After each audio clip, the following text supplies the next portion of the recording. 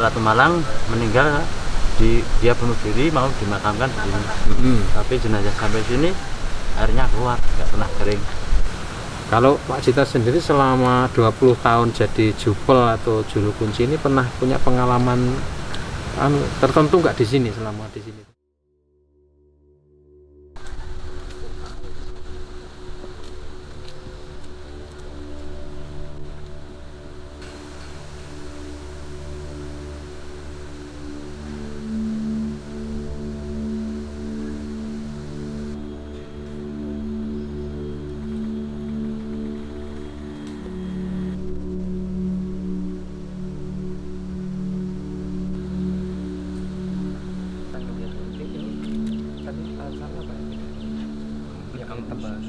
Oke, sekarang kita akan melihat dari dekat dari sisi peninggalan bangunannya.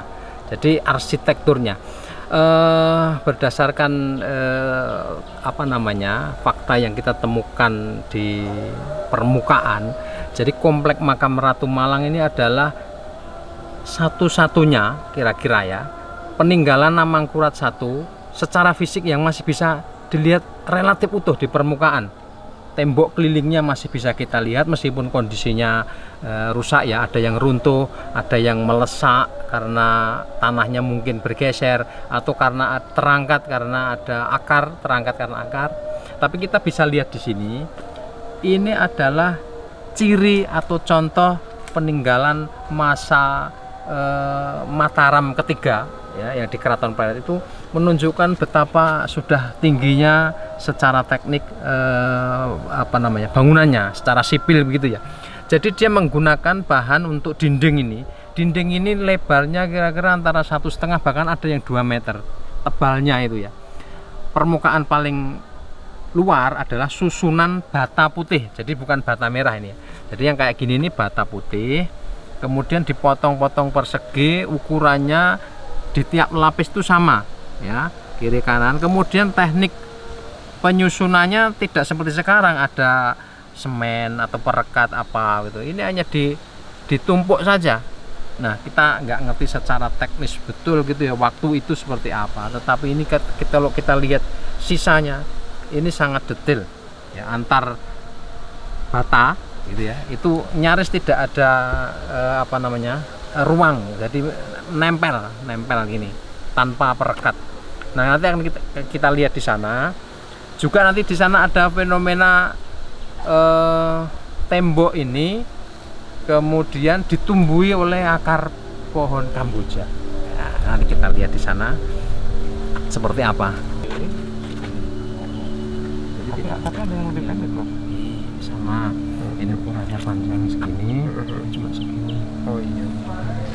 Tapi ini sama sekali nih.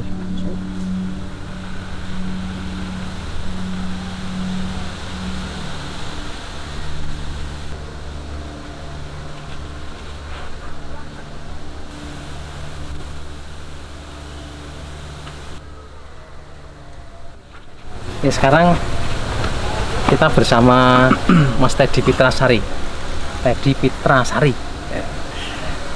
Beliau ini pegiat lah istilahnya, kalau dibilang aktivis, kalau istilah lainnya ya pegiat sejarah. Mungkin sebetulnya minat khususnya di klasik ya, tapi saya kira ada ada deket-deketnya lah. Nah, kita akan ngomongin soal ini sebetulnya secara hasil pengalaman ya, belusukan ke tempat-tempat situs cagar budaya kuno ya, masa klasik dan masa Islam. Ini kira-kira gimana sih penjelasannya? Ini bata putih, bukan bata merah, tetapi kemudian susunannya bisa serapat ini.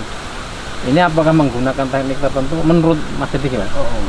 Jadi kalau sepengetahuan saya, masa penggunaan batu bata, bukan batu bata, ini batu putih yang kemudian sengaja ditambang dan kemudian dibentuk sedemikian rupa dan digunakan untuk konstruksi tembok yang di sini di Pura Antaka ini.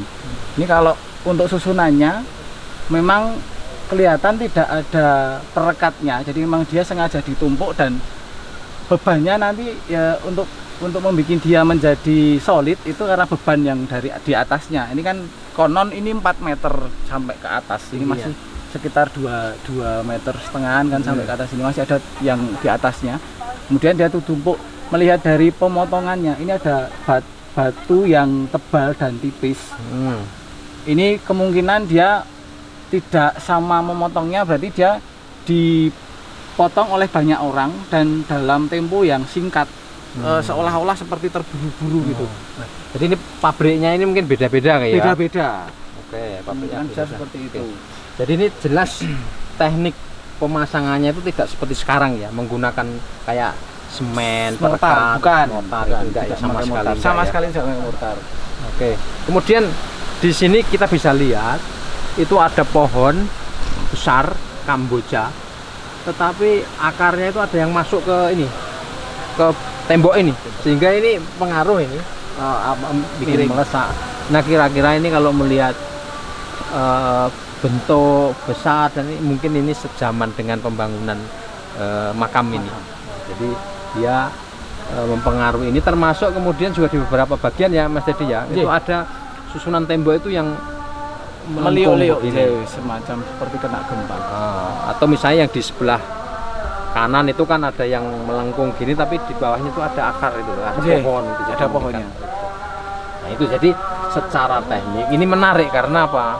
Karena arsitektur yang seperti ini juga bisa kita lihat di beberapa tempat yang lain, misalnya kayak di pondasinya Keraton Klaret itu juga ada mirip-miripnya meskipun bahan bakunya mungkin berbeda ya. Ya, yang jelas mirip malah di Kota Gede, di makam Kota di makam Gede Kota itu Gede temboknya batu putih juga, tapi ukurannya memang berbeda dengan yang di sini. Kalau di Kota Gede masih kita lihat perpaduan antara batu bata dan batu putih. Kalau di sini benar-benar semuanya dia menggunakan batu putih tanpa ada batu bata. Kemungkinan juga penambangannya ya di daerah-daerah sini juga. Nah, pengetahuan Mas Teddy nih, pengalaman belusuan ke sana kemari, ini kira-kira benar nggak kalau misalnya bangunan di komplek Antakapura atau makam Ratu Malang ini adalah peninggalan Amangkurat yang masih relatif kita bisa lihat secara utuh gitu Ya, di permukaan. di permukaan.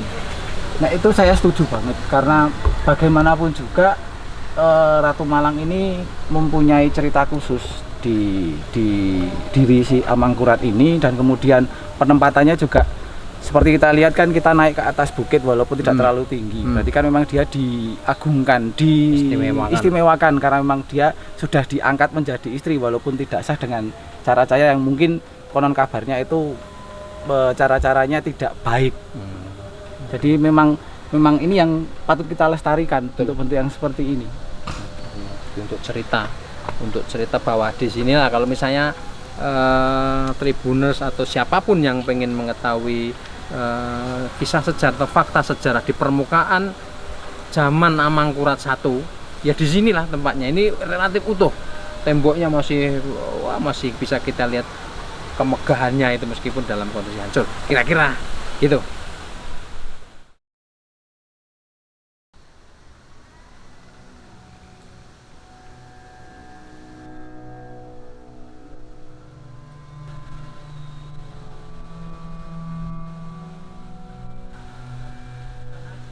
Sekarang saya bersama tenarnya itu disebutnya Mbah Pawiro Rejo. Ya, beliau ini pegiat budaya, ya, peminat sejarah, mulai dari sejarah prasejarah sampai Islam lah gitu ya, ada klasik dan lain sebagainya. Udah kemana-mana lah belusukan itu, sampai tempat-tempat yang marginal itu juga sudah dibelusuki. Mungkin beliau lebih banyak tahu ketimbang yang lain ya, sampai tempat-tempat tersembunyi sudah tahu. Nah, kita akan minta komentar sebagai pelaku atau pegiat sejarah budaya ini. Ini kan kita melihat peninggalan di Gunung Kelir ini kan relatif utuh, ini peninggalan Amangkurat I. Nah, menurut jenengan ini kira-kira apa komentarnya, harapan, pesan dan lain sebagainya? Iya, harapan saya sebagai yang senang budaya dan sejarah, ya sekecil apapun peninggalan itu kan harus dilestarikan, tidak harus kemudian dibangun megah. Ya. Walaupun mungkin bisa seperti itu, tapi kan itu stepnya kan panjang ya. Tapi langkah pelestarian harus menurut saya anak cucu nggak akan tahu kalau kita nggak melestarikan, dan nanti dia akan kehilangan akarnya. Meskipun cerita di balik tempat ini tragis gitu ya, tidak masalah ya. Oh, nggak masalah, kan ada banyak versi, ada banyak apa ya, seperti kita tahu sebuah bangunan katakanlah Prambanan, Candi Boko, gitu kan kita tahunya waktu kita kecil dari mana? Dari dongeng, yang baru kita tahu setelah kita gede kan. Tapi kalau tidak dimulai dengan dongeng kan kita nggak akan tahu. Betul. Jadi mungkin langkah pelestarian itu tidak harus dengan fisik ya, tidak harus dengan fisik, mungkin dengan cerita tutur nanti bisa dibukukan, bisa diajarkan di sekolah-sekolah. Itu kan nanti bisa bangun budi pekerti. Nah, untuk budi pekerti itu, untuk mencari contohnya, nah harus ada wujudnya, seperti ini misalnya, Candi Prambanan, Candi Boko. Demikian. Jadi memang untuk pelestarian saya rasa sih wajib ya. Oke, terima kasih. Kita tetap akan belusukan terus. Siap. Ke tempat yang lain, yang marginal maupun yang sudah Siap. dirawat. Oke.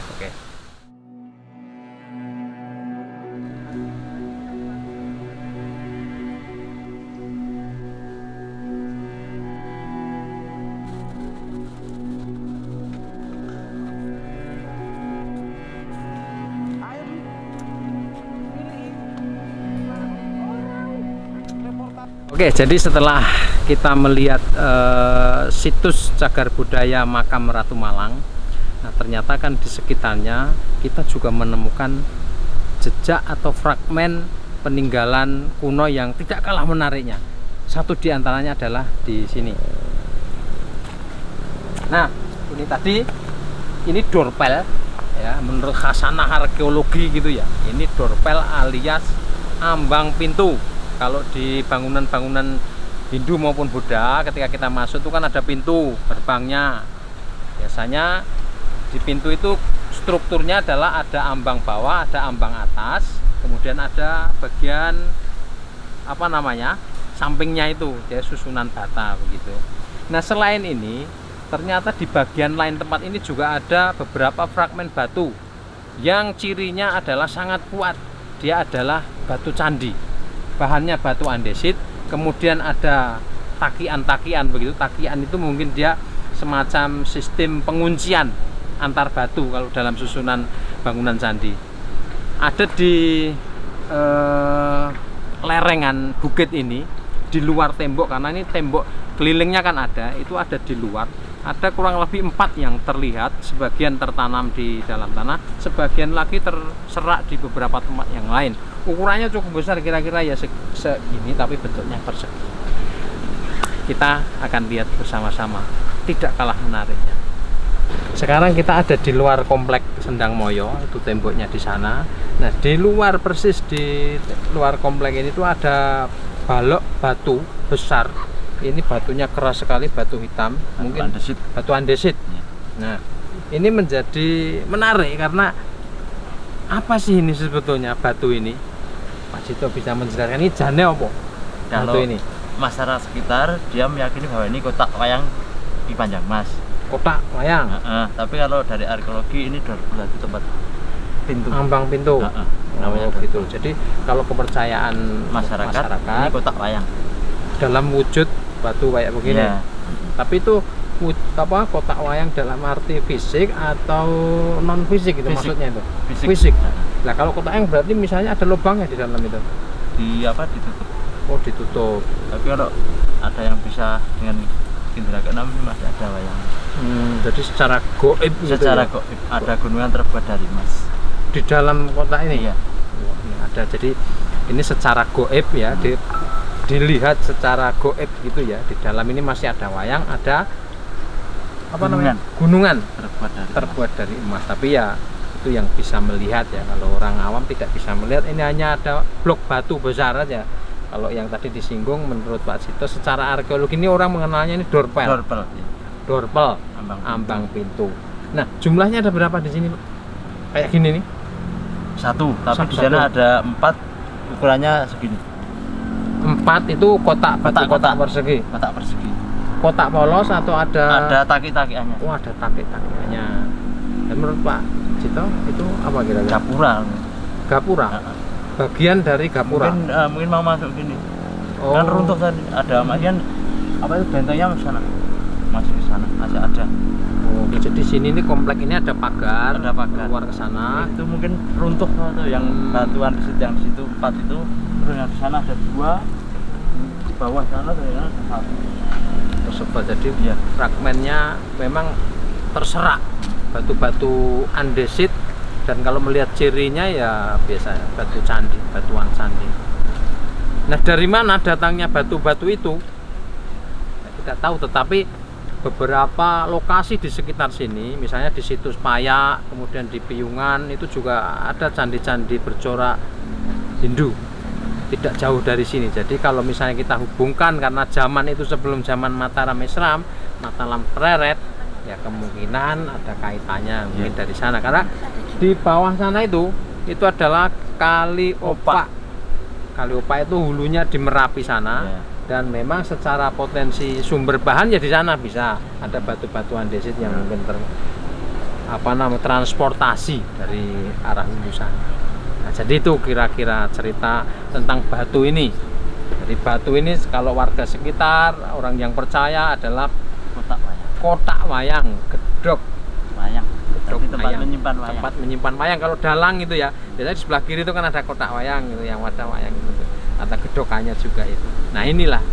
Tapi secara fisik, secara arkeologi, ini adalah Dorbel Ambang Pitu. Nah, kenapa kok sampai di sini? Walau alam, tidak ada yang bisa menjelaskan secara pasti. Pokoknya barang ini sudah ada di sini. Naik ke gunung pakai apa ya? Walau alam, tidak ada yang pernah melihat ya. Oke, jadi itu